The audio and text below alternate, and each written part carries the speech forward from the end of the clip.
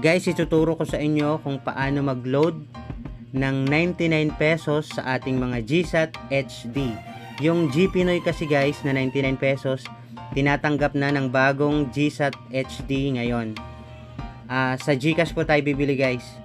Una, punta tayo sa ating GCash app. Tapos, click po natin itong load. Tapos, enter po natin yung ating mobile number na magre-receive ng PIN. Ayan, enter ko lang guys ang aking mobile number. 0939-852-6818.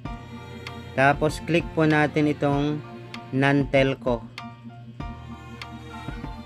Tapos, click po natin yung next.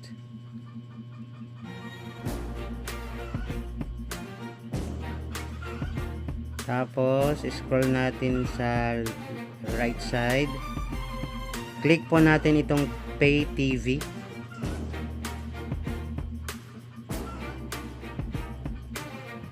So, ayan na guys. Nandito na lahat yung mga load ng Signal, Satellite, and GSAT. Ayan guys. Balik tayo sa taas. Kasi nandito yung GPinoy 99. Ayan. Click natin ito guys. GPinoy 99. Tapos buy now.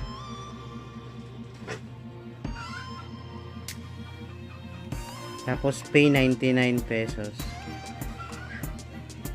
Hey, 99 pesos. So yan na guys, nakabili na tayo ng PIN. Wait na lang natin ma-receive yung PIN. Ayan na guys, meron ng PIN na dumating. Sa ngayon guys, out muna tayo dito sa GCash app. And punta tayo sa Google and search po natin yung GSAT web loading. Tapos click po natin itong web loading. Ngayon guys, enter po natin yung ating box number 7740537 120 644 704. Ngayon naman guys, enter po natin yung ating PIN na na-receive from GCash. Paste ko na lang dito guys. Tinapi ko na kanina dun sa messages. Ayan, ito po ang ating PIN. Then click po natin, enter po natin yung CAPTCHA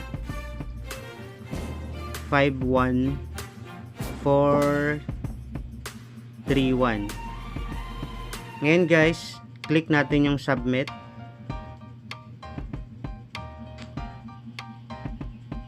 So yan guys, loaded na po yung PIN sa ating box number. Para ma-check po natin kung talagang na-load na siya guys, click po natin itong red na box sa upper left side. Click po natin ito. Tapos click po natin yung check subscription. Then click po natin yung $4.99. Ngayon enter ulit natin guys yung ating box number 7740537 120 644 704. Then enter din natin yung CAPTCHA 12683. Then click submit.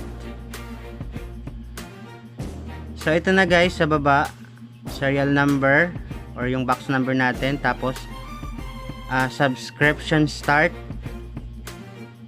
September 19, 2025. Tapos ang ating naman subscription end is October 19, 2025. Amount 99 pesos.